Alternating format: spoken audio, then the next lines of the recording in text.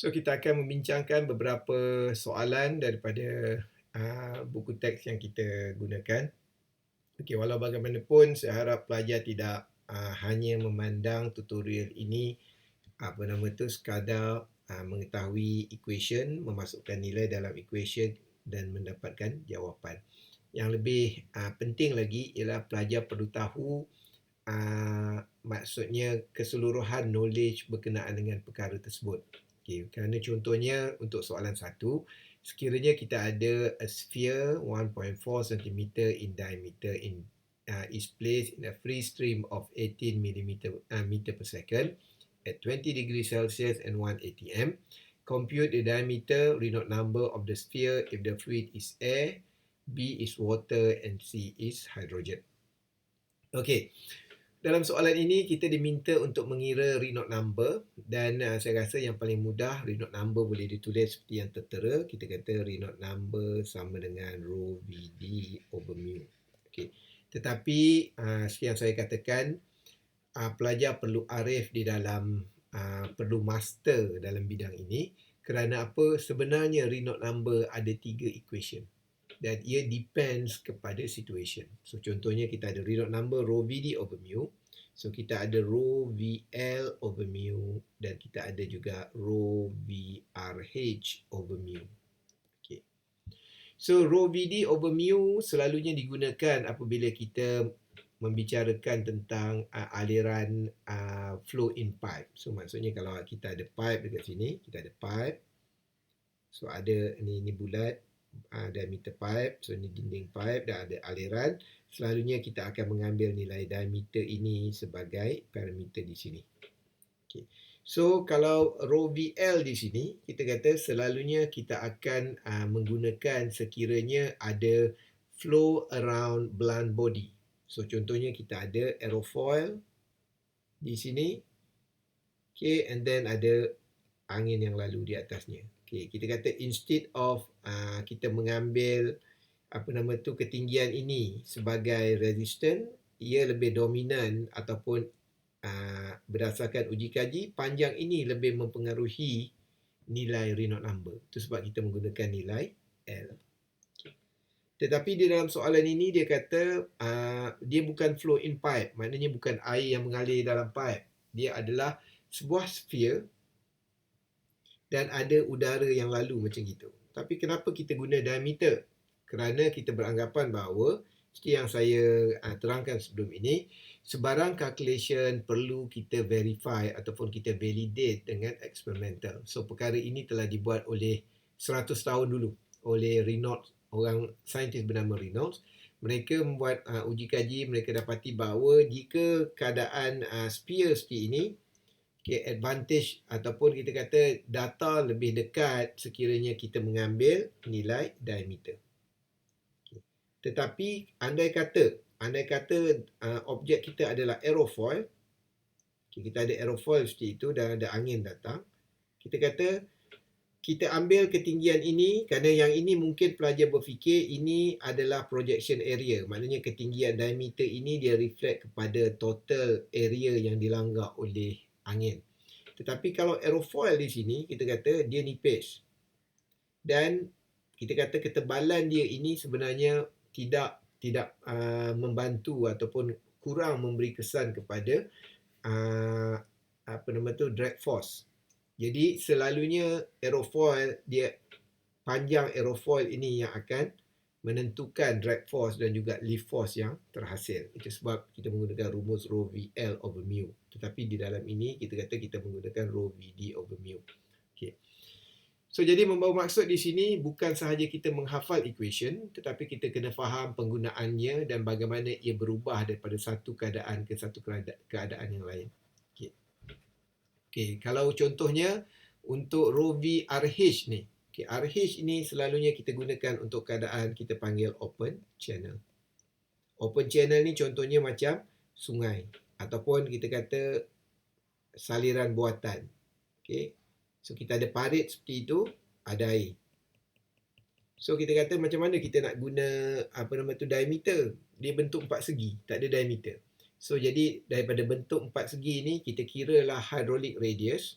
Rumus dia adalah cross sectional area over wet parameter, and then kita boleh dapat apa nama tu, hydraulic radius. So kita masukkan di sini, kita boleh dapat Reynolds number. So then kita kata kita perlu faham juga maksud Reynolds number tersebut. So maksudnya Reynolds number yang saya tunjukkan di dalam kuliah yang lepas, dia adalah dalam penentuan jenis aliran, sama ada laminar atau turbulent. Tetapi ia bergantung kepada keadaan masing-masing. Contohnya, kalau kita menggunakan rho VD over mu, kita akan menggunakan limit 2000 less than 2000 adalah laminar, more than 4000 adalah turbulent. Okay, so yang ini. Okay, so maksudnya 4000 and above adalah fully turbulent. Tetapi kalau kita menggunakan rho VL over mu, selalunya kita akan menggunakan limit 5 darab 10 kuasa 5. Maksudnya nilai Reynolds number yang lebih besar daripada 5 darab 10 kuasa 5 baru fully turbulent. Kurang daripada itu kita anggap ia adalah laminar. Dan sekiranya kita menggunakan rumus ini, okay, kita perlu dia punya apa nama tu, limit dia ialah 500 atau 1000. 500 atau 1000. Depends kepada keadaan sikit lah. Okay, so maknanya saya harap walaupun soalan ini mudah, Reynolds number, tetapi the spirit yang awak kena dapat daripada tajuk ini ialah ia berubah-ubah. Depends kepada awak punya objek dan depends kepada bahagian mana yang kita fokus untuk kajian. So selalunya yang akan berubah tu nilai L di sinilah. Maknanya geometri. Maksudnya sama ada kita nak gunakan diameter, kita nak gunakan panjang atau sebagainya. So ini yang saya harapkan pelajar boleh mendalami perkara ini ketika pelajar membuat master project di kemudian hari. So maknanya bukan setakat Reynolds number dan nombor sahaja, tetapi pelajar perlu faham, kita perlu sesuaikan dengan keadaan. Okey, seterusnya, okey, sekiranya apa nama tu, sekiranya elemen ataupun fluid yang kita gunakan adalah gas, contohnya dalam soalan ini kita ada air, so kita ada water, okey, so dan kita ada hydrogen. So kemudian kita masukkan nilai, kita boleh dapat nilai Reynolds number masing-masing. Ini adalah untuk hydrogen. Okey, di sini kita menggunakan nilai mu hydrogen adalah 9.05 darab 10 kuasa negatif 6. Ini adalah nilai standard daripada buku teks. Tetapi dalam keadaan ini kita fokus kepada hydrogen lah. Kerana selalunya sekiranya kita menggunakan air, udara. Prof, sorry Prof. Ya. Yeah. Prof, saya kurang jelas. Apa maksud nilai standard, Prof? Dari mana dapat tu, Prof? Oh, so yang ini selalunya dalam buku teks kita dapat, kita ada table. So you boleh buka table hydrogen dalam 1 atmospheric pressure dalam 20 darjah and so on. Okay, so selalunya kalau untuk gas seperti ini dalam buku termo you akan jumpa dia punya table. Properties of hydrogen. Okay, so boleh Boleh. Okay, ini kita kata yang normally orang akan refer kepada buku teks. Okay, tetapi kita kata spirit yang kita nak cuba tanamkan di sini, yang saya kena terangkan kepada pelajar master.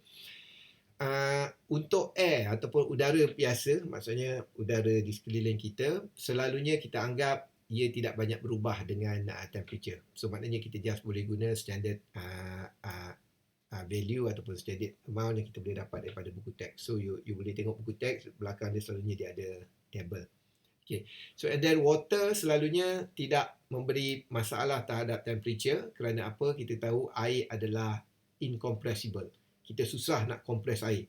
Walaupun density dia ada berubah daripada 1000 kepada 996 dan sebagainya. Tapi dia tidak akan mengganggu calculation. Beza terlalu kecil untuk kita mengambil kira perubahan tersebut. So jadi di sini saya harapkan pelajar ada sedikit kefahaman sekiranya kajian yang pelajar buat tu melibatkan single element gas macam hydrogen, nitrogen. Okey, kalau air tak payahlah. Air selalunya kita kata is okay untuk gunakan standard value. Okay, so kalau untuk yang single element gas seperti ini, hydrogen, pelajar kena berhati-hati kerana kemungkinan perbezaan temperature menyebabkan nilai density atau kinematic viscosity berubah. Okay, jadi kita kata bagaimana untuk kita menentukan, kita boleh menggunakan idea, kita kata ratio di antara temperature dan juga dynamic viscosity. So kita boleh refer kepada equation 135 tu. So dan kita refer kepada table 1.2 yang saya beri dalam ni. So ini semua kita kata idea dalam buku teks yang saya kompreskan. Okey. So jadi pengiraan dia oleh kerana hidrogen ni adalah single type of gas. So kita kata kita perlu mengira dia punya gas constant. Dia adalah 8313 bagi molar mass dia 2.016. So normally kita akan hafal hidrogen adalah 2, tapi kita kata selalunya dalam advanced mode ni kita akan pakai yang lebih spesifik, selalunya akan jadi 2.016. So kita dapat nilai constant dia adalah 4123. Oleh itu kita perlu mengira nilai density berdasarkan rumus ideal gas. So kita dapat 0.0838 kg per meter cube. So kemudian kita menggunakan nilai ini. Okay, so and then rumus ini kita simpan dulu. Nanti ada satu tutorial kita akan lihat bagaimana nilai N ditentukan. Yang itu kita tinggalkan dulu. So dalam keadaan ini sebenarnya kajian tentang ini telah dibuat oleh orang saintis terdahulu. Mereka telah plotkan kita kata perubahan di antara temperature dan juga hidrogen tersebut dengan beberapa jenis common gas. Jadi mereka dapat satu reference mu naught dan T naught ni selalunya dalam keadaan 1 atmosfera,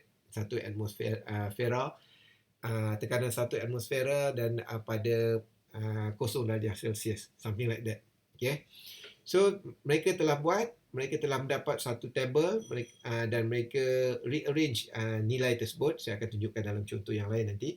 So mereka telah dapatkan bahawa curve ataupun graf yang terhasil mempunyai kuasa N, dan kuasa N itu untuk gas hidrogen adalah 0.68. Ini adalah constant. Okay. Oleh itu kalau kita masukkan nilai tersebut, okay, yang ini adalah nilai N untuk beberapa jenis gas. Okey, so kemudian kita kata kalau kita selesaikan, kita boleh dapat nilai mu pada 20 darjah Celsius adalah nilai ini. Dan nilai inilah yang kita masukkan di dalam pengiraan Reynolds number. So Reynolds number akan menjadi 2393 berbanding dengan pengiraan asal 2393 berbanding dengan yang asal ada sekitar 2333. Walaupun perbezaan dia kita kata hanya 2 digit yang di belakang ini, tetapi kalau pengalaman saya di peringkat membuat kajian master atau sebagainya, memang details number tu yang akan mempengaruhi kajian. Kerana sekarang ni kita pun lihat kajian dah sampai peringkat mula mikro, kemudian kita masuk nano, and then kita akan masuk pico. So kalau kita masih lagi menggunakan idea yang kecil ni sama dengan yang besar, so kita kata bukan advanced level lah. So yang itu saya harap pelajar dapat ini. So idea seperti ini sebenarnya saya harap pelajar dapat memahami, maksudnya apa yang tersirat di sebalik tutorial untuk bab 1 dan bab 2. Kerana bab 1 dan bab 2 tutorial mungkin nampak mudah, nampak masukkan equation dan kita selesaikan. Tetapi at least saya harap pelajar dapat faham apa yang saya cuba sampaikan di sini.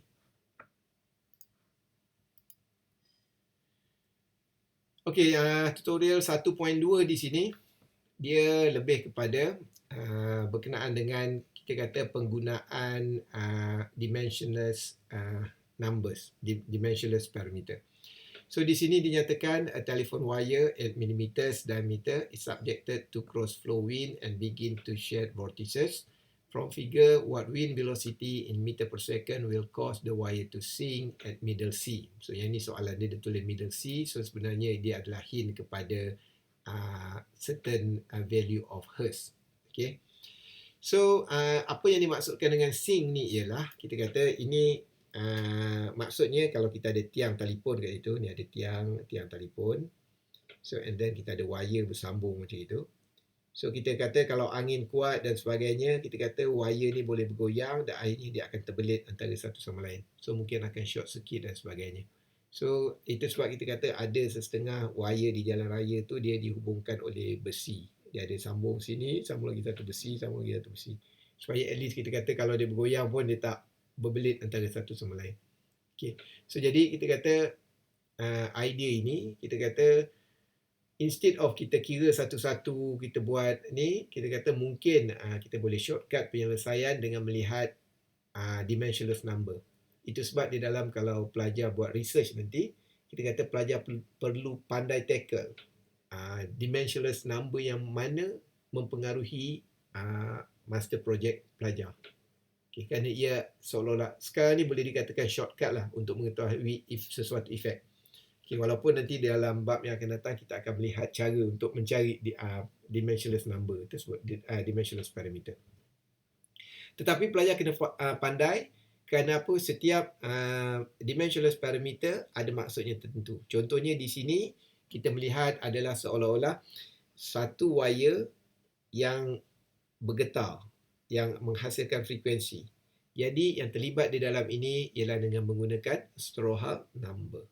So sekarang ni agak mudah, kita boleh cari. Kita boleh dapat list of dimensionless parameter dan kita boleh dapat apakah maksud parameter tersebut. Okay, so kemudian kita kata di dalam level master ini, kita bukan sekadar tahu tahu equation, boleh masuk nilai, boleh keluarkan jawapan dan sebagainya. Bukan. Kita kena faham untuk menyelesaikan masalah itu daripada kehendak yang lebih besar. Contohnya, kalau kita melihat Strouhal number ini, okay, kita kata kita dapati bahawa paksi X adalah Reynolds number. Kemudian kita plotkan berdasarkan Strouhal number, and then kita dapati kita boleh maksudnya Strouhal, saintis bernama Strouhal lah. Okay, dia buat kajian, okay, dia akan ada peningkatan, tetapi dia akan fluctuate di dalam satu nilai yang tertentu dan akhirnya barulah dia akan meningkat. So jadi kita boleh katakan bahawa nilai ini adalah nilai yang stabil. Okay, so jadi kita kata di dalam application yang atas ni, wire elektrik yang ada, mungkin kita kata kita kena make sure bahawa ia sentiasa dalam group 0.2 seperti yang nyatakan di sini. Okay, so dia akan dia akan biar lebih kurang approximately 0.2 supaya kita kata dia kekal stable. So jadi kita kata okay, so kita kekalkan di sini, maknanya kita masukkan nilai Strouhal number sama dengan 0.2, kita dapat U sama dengan 0.24. So maksudnya di sini had laju sekiranya lebih daripada 10.24 mungkin boleh menghasilkan interference. Okay, so maknanya boleh menyebabkan wire itu akan ada resonance dan sebagainya, so boleh lead kepada failure. Okay, so and then kita boleh check Reynolds number adalah 5461. Okay, sekarang ni kita kata kita kena faham penggunaan pula. Tadi kita dah, yang ini kita boleh nampak, okay, Strouhal number dia telling about dia wire itu bergerak, waving. Okay, Reynolds number ni dia memberitahu apa? Okay, Reynolds number ni sebenarnya kita kata berdasarkan equation yang kita dapat, dia adalah rumus rho VD over mu, dan D di sini adalah kita ada wire tu, dan D tersebut adalah diameter wire tersebut. Maksudnya yang ini. Ni angin datang dan ini wire. Oleh itu, Reynolds number di sini dia akan reflect kepada how we design the wire. Maksudnya kita kena pastikan kita design wire itu supaya Reynolds number yang terhasil dengan kehadiran wire tersebut adalah mungkin kurang daripada 5400. Dia tidak ada kena-mengena dengan had laju angin yang bertiup untuk keseluruhan sistem. So jadi kita kata kita kena faham. Jadi dekat sini antara kelebihan dimensionless parameter, kita kata kita boleh play around di dalam design. Contohnya kalau keadaan ini mungkin kita tidak, saya sukar nak buat contoh, tapi idea dia contohnya mungkin kita ada wire yang kita nak letakkan di dalam air. Jadi maknanya kalau wire yang kita nak letakkan dalam air, kita kata rho di sini density air tinggi, velocity mungkin rendah. So and then mu air pun akan berubah. Oleh itu kita kata bagi mengekalkan 5400 ini mungkin kita terpaksa mengubah diameter. So maksudnya efek yang sama boleh berlaku pada udara dan boleh berlaku di dalam air sekiranya kita pandai play around nilai diameternya. So itu adalah salah satu tujuan atau kelebihan penggunaan dimensionless parameter. So ini kita kata banyak membantu pelajar di dalam master project nanti dalam dimensionless parameter, kerana kita kata secara teoretikalnya lah, master project ni kita berharap dalam untuk master project kita berharap ada 50% novelty. So novelty ni maksudnya pelajar ubah daripada common design dan sebagainya. So nak ubah tu kita kata bukan boleh main ubah sebarang aja. At least bersandarkanlah dengan satu-satu scientific reason. Okay, antara yang paling glamour digunakan untuk ubah adalah dimensionless parameter. So selanjutnya boleh berbincang dengan supervisor lah, kerana dia depends kepada kajian yang kita buat. Okay, so yang ini sama juga, kita kata if the wire in problem 1.2 is subjected to a cross flow wind of 12 meter per second, use figure 1.9 to estimate its drag force in Newton meter. So maknanya diberi kita satu graf di mana Reynolds number versus CD. Dan untuk circular cylinder, kenapa untuk circular cylinder? Kerana kita punya wire tu adalah circular tadi. Okay, so and then kita tahu U adalah 12 meter per second. So kita masukkan Reynolds number, okay, kita simplify, kita dapat 6,400. So and then kita 6,400 ni kita tengok di dalam graf. So jadi di sini saya harap pelajar dapat faham. 10 kuasa 2 adalah 100, 10 kuasa 3 adalah 1000, 10 kuasa 4 adalah 10,000. So 6,400 so, di sini. So kalau kita bawa naik ke atas, and then kita plot nilai ini ke sebelah tepi, mungkin kita dapat sekitar 1.1. So and then kita estimation, kita dapat CD ini sama dengan 1.1. And then ini adalah rumus common untuk drag force. FT sama dengan CD 1/2 rho AB square. So kita masukkan nilai, kita boleh dapat drag force yang terhasil adalah 0.76 Newton per second. Newton per meter. Jadi kita imagine lah kalau wire kita tu ada 10 meter, so dia akan menghasilkan 7.6 Newton.